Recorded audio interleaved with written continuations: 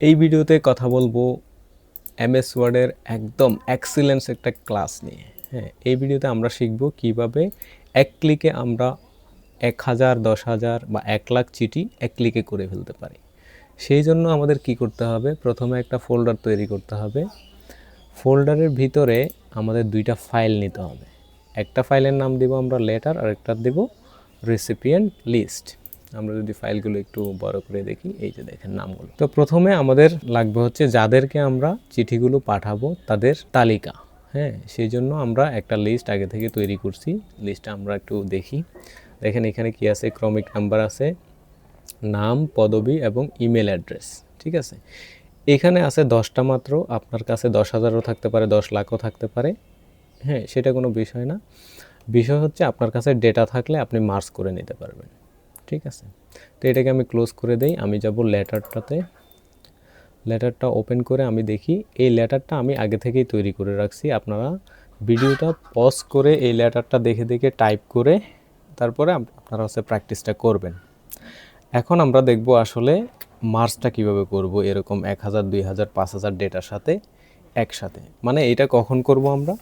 যখন একটা প্রতিষ্ঠানে থাকা অনেকজন এমপ্লয়িকে একই ধরনের লেটার বা চিঠি পাঠাইতে হবে, তখনই আমরা এই কাজটা করব। আচ্ছা, এই কাজটা করার জন্য আমরা প্রথমে চলে যাব এই যে মেইলিংসে। মেইলিংস মেনুতে আসার পরে আমরা দেখব এখানে স্টার্ট মেইল মার্জ নামক একটা সাব মেনু আছে। সেখান থেকে আমরা স্টার্ট মেইল মার্জ নামক যে টুলসটা আছে এখানে ক্লিক দিব। ক্লিক দিলেই অনেকগুলো ক্যাটাগরি দেখব। সেখান থেকে আমরা লেটার্সটা সিলেক্ট করব। ঠিক আছে, লেটার্সটা সিলেক্ট করার পরে আমরা তার ডান পাশে আরেকটা টুলস পাবো, সেটা হচ্ছে সিলেক্ট রেসিপিয়েন্ট। মানে আমরা কাদের কাছে এই লেটারটা পাঠাবো তাদের লিস্টটা আমরা এখান থেকে যে সিলেক্ট করে দেব। এখান থেকে এসে আমরা কি করব, ইউজ অ্যান এক্সিস্টিং লিস্ট। কারণ কি? কারণ হচ্ছে আমরা লিস্টটা আগে থেকে তৈরি করে ফেলছি। ঠিক আছে, সেই জন্য আমরা এই যে মাঝখানের এই টুলটাতে ক্লিক দেওয়ার পর আমাদের সেই লিস্টটা খুঁজে বের করব। আমরা ফাইলটা খুঁজে বের করি। আমাদের ফাইলটা আছে এইখান থেকে যে পার্ট 9 হবে। এখান থেকে এই যে রেসিপিয়েন্ট লিস্ট, এটাকে সিলেক্ট করে আমরা এখান থেকে ওপেন দিব। ওপেন দেওয়ার পর আমরা দেখব যে এই ডান পাশের টুলসগুলো এনেবল হয়ে গেছে। এখন আমাদের কাজ কি? এখন আমাদের কাজ হচ্ছে কাদের কাছে পাঠাবো তাদের নাম, ঠিকানা, যা যা দরকার আছে সেগুলো। এখানে যদি আমি খেয়াল করি এই যে রাইট অ্যান্ড ইনসার্ট ফিল্ডস, এই মেনুর ভিতরে আপনার কি আছে, ইনসার্ট মার্জ ফিল্ড। হ্যাঁ, এখানে ক্লিক করলে আমাদের ওই যে টেবিলের যে হেডিংটা আছে সেটা আমরা এখানে দেখতে পাবো। তো এখানে আমরা কি কি দিব? প্রথমে দিব নাম, তারপর দিব পদবি, তারপর দিব ইমেল অ্যাড্রেস।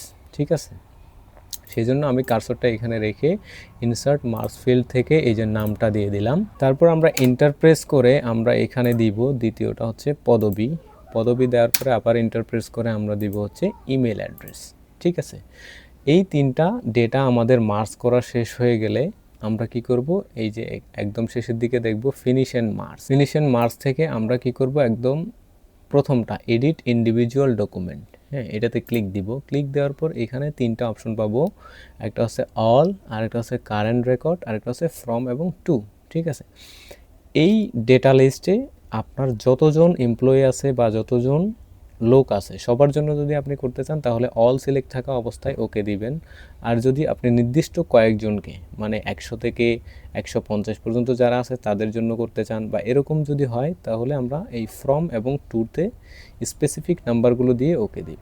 তো আমি এখানে সরাসরি সবার জন্যই করব, সেজন্য অল থাকা অবস্থায় এখান থেকে ওকে প্রেস করে দিলাম। এখন খেয়াল করেন এইখানে এই যে দেখেন 10টা পেজ চলে আসছে। আমাদের লিস্টে কয়জন ছিল?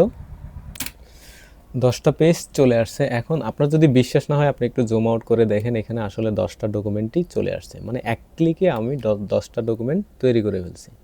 তার মানে এই ডেটা লিস্ট, আমাদের যে লিস্টটা ছিল, এইখানে যে লিস্টটা আছে, এইখানে যদি আপনার 1000 ডেটা থাকে বা 2000 ডেটা থাকে কিংবা 10,000 ডেটা থাকে, সব কটার জন্য এক ক্লিকেই আপনার ডকুমেন্ট তৈরি হয়ে যাবে। ঠিক আছে, এখন প্রশ্ন হচ্ছে আমি যে ডকুমেন্টটা তৈরি করলাম, ঠিক আছে, এই যে এই জিনিসটা, এটা যদি আমি এখান থেকে কেটে দেই তাহলে কিন্তু আর খুঁজে পাবো না, যদি ডোন্ট সেভ দিই আর কি। তাহলে আমাদের এই ডকুমেন্টটা সেভ করে নিতে হবে। সেজন্য আমি কন্ট্রোল এস প্রেস করলাম এবং আমরা কোন জায়গায় এই জিনিসটাকে সেভ করব সেটা খুঁজে বের করব। আমি সেম ফোল্ডারেই এই ডকুমেন্টটাকে সেভ করব। সেই জন্য আমরা দিস পিসিতে আসলাম, আসার পরে আমাদের সেই ফোল্ডারটা খুঁজে বের করব, পার্ট 9। ঠিক আছে, এখান থেকে এই যে মেইল মার্কস ফোল্ডার, এইখানে এসে আমি এখানে ফাইল নেমটা দিব, ধরেন হচ্ছে অল লেটার্স দিয়ে দিলাম। ঠিক আছে, এই নামে আমি ফাইলটা সেভ করলাম, এই যে সেভ। এখন দেখেন এখানে টাইটেলে দেখেন অল লেটার্স নাম চলে আসছে। এখন এইটাকে যদি আপনি হচ্ছে প্রিন্ট করে সবাইকে দিতে চান, তাহলে এখান থেকে কিবোর্ড থেকে কন্ট্রোল পি প্রেস করবেন এবং দেখতে পাবেন প্রত্যেকটা ইন্ডিভিজুয়াল ডকুমেন্ট তৈরি হয়ে গেছে। তো এখন আপনার যদি প্রিন্টার থাকে তাহলে প্রিন্ট করে দিতে পারেন। প্রিন্ট করার পরে সবাইকে হচ্ছে আপনি ফাইলে দিয়ে পাঠিয়ে দিতে পারেন। তো এই ছিল আজকের ম্যাজিক্যাল ক্লাস। দেখা হবে পরের ভিডিওতে।